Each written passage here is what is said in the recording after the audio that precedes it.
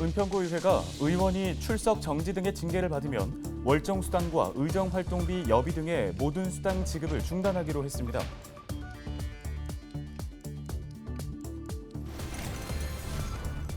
서울시가 김포 골드라인 혼잡도 완화 대책으로 내놓은 한강 수상버스 도입을 앞두고 한강 선착장 접근성을 개선하겠다고 밝혔습니다.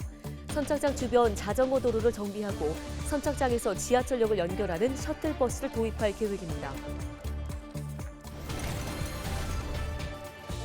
은평구가 중증 장애인을 대상으로 건강검진 동행 서비스를 시행합니다. 재활 담당자가 문진표 작성부터 검진 결과 상담까지 건강검진의 모든 과정을 동행합니다.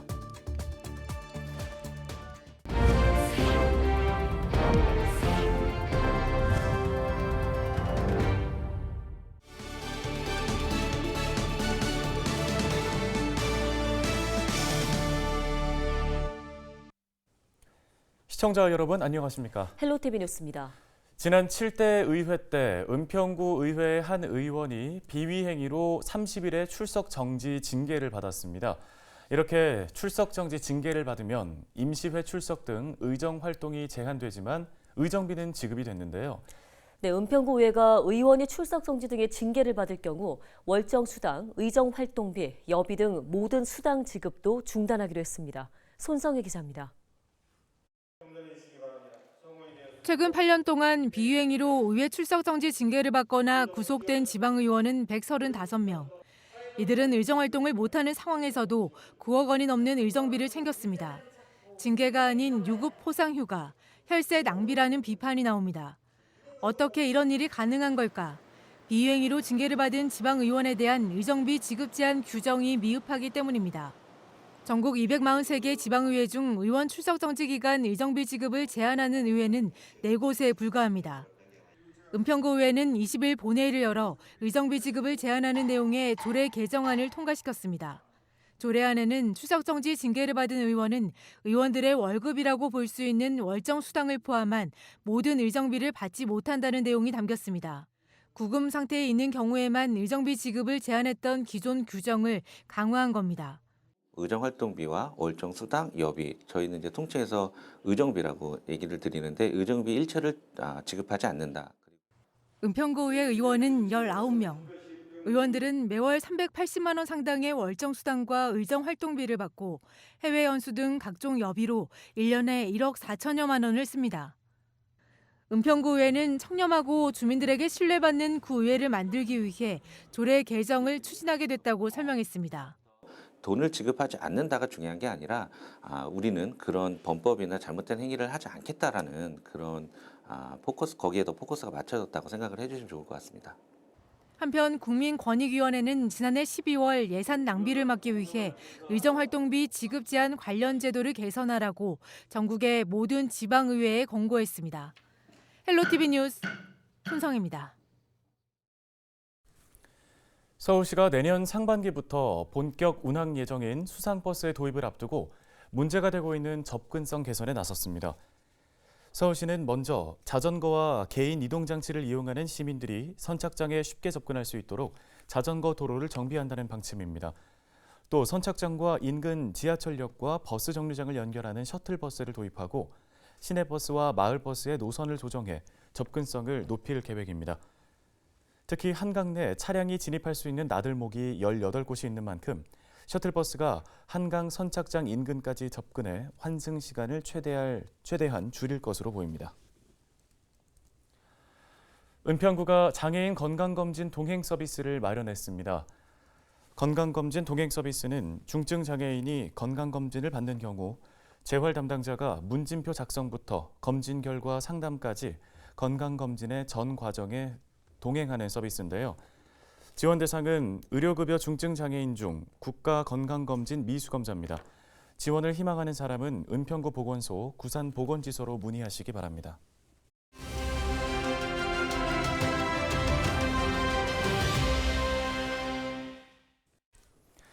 다음 소식입니다. 은평구가 봉산 편백나무 숲 조성 사업을 추진하면서 나무 300여 그루를 베어내 논란이 일고 있습니다.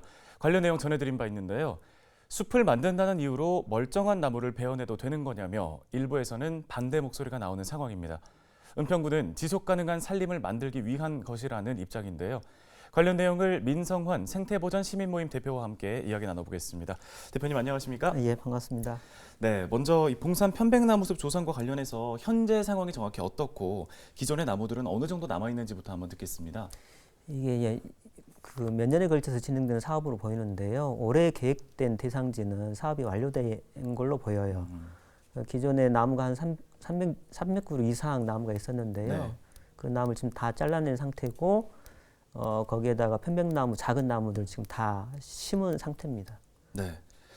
사실 기존의 숲을 베어내고 새로운 나무를 심는다 이런 게 좀 잘 이해가 가지는 않거든요. 보통의 숲을 조성할 때 이런 식으로 진행을 하는 건가요? 저도 잘 이해가 안 돼요. 그러니까 아마 이제 그 생태계 보존이 중요하다라고 하는 인식이 이제 확산되면서 지금은 기존의 숲의 나무를 다 잘라내고 다른 나무를 심는 사업을 잘 하지 않거든요. 네. 특히 도시 지역에서는 그런 경우가 드물다라고 좀 알고 있습니다. 네. 봉산에는 사실 팥배나무 군락지가 있는데 네. 서울시가 생태경관 보전 지역으로 여기를 지정하기도 했더라고요. 그런데도 불구하고 은평구에서 편백나무를 이렇게 갈아치운다라는 표현이 맞을지 모르겠지만 식재를 강행하는 이유 어디에 있다고 봐야 할까요? 실은 이제 편백나무로 지정된 곳하고 지금 이제 나무를 잘라낸 데하고는 거리가 좀 있어요. 근데 이제 서울시에서 봉산의 생태경관 보존지로 지정한 거는 봉산이 다른 지역보다는 편백나무 군락지가 되게 많이 잘 발달돼 있어서 네. 그 생태적 가치가 높다고 그래가지고 지정을 해준 거거든요. 네. 근데 아까 말씀 주신 것처럼 그 나무 잘라낸 대상지에도 팥배나무가 되게 많이 있었거든요. 네. 근데 그 팥배나무를 좀 보존할 필요가 있는데 그럼에도 불구하고 다 잘라낸 것에 대한 비판이 좀 있었던 거고요. 저는 이게 은평구에서는 이게 구청장 공약 사업인 것 같아요. 그래서 공약이기 때문에 계속 진행하려고 하는 생각으로 무리하게 지금 진행하는 거 아닌가 이런 생각을 좀 갖고 있습니다. 네. 그런데 은평구 측에서는 이 편백나무 조성 구간은 팥배나무가 좀 확대할 필요성이 있는 구간과는 다른 구간이다라는 얘기를 하고 있습니다.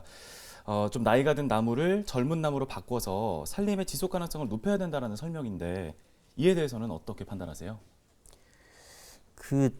아마 이제 그렇게 말씀하시는 이유가 산림청에서 탄소 흡수 능력 강화를 위해서 순환 경영, 순환 임업 경영 뭐 이런 이야기를 한 거에서 뭐 그런 이야기를 하는 것 같은데요. 네. 실은 지금 대상지는 경제림이 아니거든요. 네. 예. 그러니까 보통 이제 순환 경영을 한다고 하는 거는 그 나무를 이제 이용하기 위해서 나무를 심고 한 수십 년 자라면 더 잘라내고 거기에 또 새로운 나무를 심고 이런 방식으로 이제 운영을 하는 건데 그런 경우는 경제림을 대상으로서 운영하는 경우는 타당해요. 네. 근데 도시 지역의 숲들은 일단은 보존을 전제로 해가지고 지속 가능한 이용을 어떻게 할 거냐라고 하는 고민을 하는 숲이기 때문에 네. 다른 방식의 접근이 필요하고 실은 자연 숲은 그대로 놔두면 지속 가능합니다. 그 자체가. 네. 그러니까 늙은 나무는 죽어가고 새로운 나무가 싹이 돋아서 다시 성장을 하고 그 자체로 계속 지속 가능한 숲을 유지를 하거든요. 네. 예, 그래서 구청에서 그렇게 이제 이야기하는 것들이 타당하지 않죠. 네, 경제림을 대상으로 해야 하는 사업 방식이다라는 말씀을 예, 예, 주셨고요. 사실 올해 사업이 좀 완료된 것 같다고 보셨는데 지금 먼저 조성된 구간은 잘 가꾸고 또 관리를 해 나가야겠습니다만 이걸 앞으로 계속 이렇게 확대를 해 나갈 것인가에 대해서는 저희가 다시 한번 생각을 해봐야 될 것 같아요. 은평구는 어떤 판단을 내리는 게 적합하다고 보십니까? 그래서 저희가 이제 원래는 기존에 이제 나무를 잘라낸 공간도 기존의 숲의 모습을 복원했으면 좋겠다 이렇게 요청을 드렸었는데 그냥 편백나무 치수를 다 심었더라고요. 그래서 이미 심어버린 나무를 어떻게 할 수는 없고 네. 저희가 이제 바라는 거는 저희가 은평구 계획을 보니까 내년 내후년에도 편백나무 숲을 또 확장하겠다라고 하는 계획이 있어요. 그래서 적어도 이런 문제가 있고 주민들이 고민을 많이 좀 해주면 좋겠다라고 하는 요청을 하고 있기 때문에 그걸 좀 더 세심하게 좀 검토해서 전문가 자문도 좀 받아보고 네. 문제가 있다 그런다면 더 이상 확장하는 건 안 했으면 좋겠고 이미 조성한 숲을 좀 더 건강하게 의도대로 목표대로 잘 자랄 수 있게끔 거기에 신경을 쓰면 좋겠다라고 하는 게 우리 바람이고요. 마지막으로는 이제 더 이상 도시의 숲을 이용 목적으로만 바라보면 안 되거든요. 기후위기 대응이라든지 이 기후위기 대응 못지않게 중요한 게 생물 다양성 보존인데 네. 그런 관점에서 숲을 관리하는 방식으로 대대적으로 전환을 좀 했으면 좋겠다고 하는 게 우리 바람입니다. 네, 잘 알겠습니다. 봉산과 함께 살아가고 있는 주민들의 목소리에도 좀 귀를 잘 기울여야겠다는 생각이 들었습니다. 오늘 말씀은 여기까지 듣겠습니다. 생태보전 시민 모임 민성환 대표였습니다. 고맙습니다. 고맙습니다.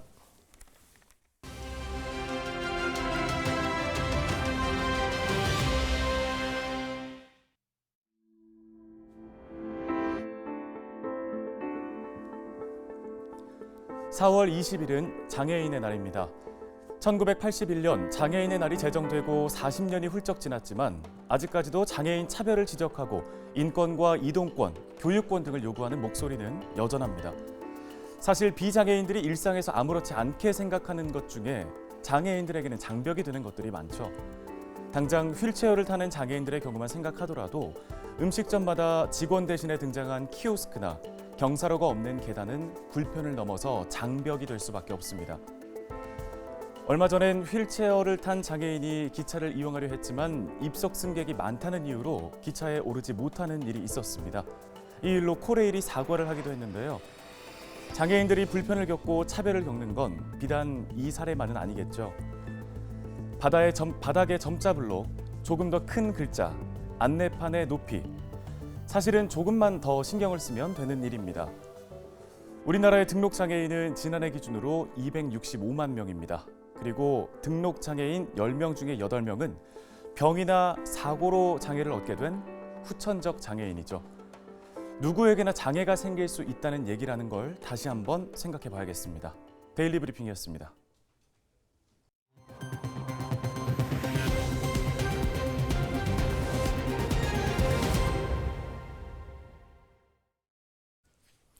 다음 소식입니다. 서울시가 장애인의 날을 맞아 중증장애인 3명을 일반직으로 채용합니다. 채용부서는 푸른도시 여가국과 마포구, 노원구 등 3곳이며 수의 7급과 전산 9급, 시설관리 9급을 각 1명씩 선발합니다. 응시 원서는 다음 달 1일부터 8일까지 지방자치단체 인터넷 원서 접수센터에서 가능합니다. 이번 채용은 장애인 구분 모집과는 별개로 중증 장애인만을 대상으로 추가 채용할 예정이며 서류 전형과 면접을 거쳐 최종 합격자가 결정될 예정입니다. 주말이나 야간에 아이를 맡길 수 있는 365 열린 어린이집이 은평에도 생겼습니다. 서울시는 365 열린 어린이집을 은평과 서초에 추가 지정해 9곳에서 11곳으로 확대했다고 밝혔는데요. 365 열린 어린이집은 부모가 원하는 시간에 아이를 맡아주는 보육시설로 연중 아무 때나 이용할 수 있습니다. 다만 1월 1일 설과 추석 연휴, 12월 25일은 운영하지 않습니다. 이용 대상은 서울에 주소를 둔 6개월 이상 미취학 아동이며 이용 요금은 시간당 3,000원입니다. 서울시에 따르면 최근 저출생 등으로 아동 수가 급감하고 있지만 보육 서비스를 이용하는 가정은 꾸준히 늘어 전년 대비 이용 실적이 365 열린 어린이집은 125%, 야간 보육 어린이집은 21% 증가한 것으로 나타났습니다. 양천구가 보육 서비스의 질을 높이기 위해 어린이집 170곳을 대상으로 부모 모니터링단을 운영합니다. 부모와 보육, 보건 전문가가 함께 보육 환경을 모니터링하고 컨설팅하는 건데요. 전문가 6명으로 구성된 모니터링단은 기본 교육과 위촉식을 거쳐 다음 달부터 오는 12월까지 활동하게 됩니다. 모니터링 분야는 건강, 안전, 급식과 위생 등 4개 영역입니다. 모니터링단은 점검을 통해 발견한 미흡한 사항 등을 토대로 현장에서 맞춤형 컨설팅을 실시하고 학부모, 어린이집의 의견을 반영해 개선 방향을 모색해 나갈 예정입니다. 앞서 양천구는 지난 2021년에 어린이집 105곳, 지난해에는 122곳을 대상으로 모니터링을 실시한 바 있습니다. 양천구가 마을사랑 방역봉사단을 운영한다고 밝혔습니다. 마을사랑 방역봉사단은 새마을 지도자협의회 회원 등 주민 100명으로 구성됐습니다. 이들은 다음 달부터 10월까지 주거 밀집 지역, 공원, 하천변 등을 중심으로 주 1회 방역 활동을 실시합니다. 뉴스 마치겠습니다. 네, 고맙습니다.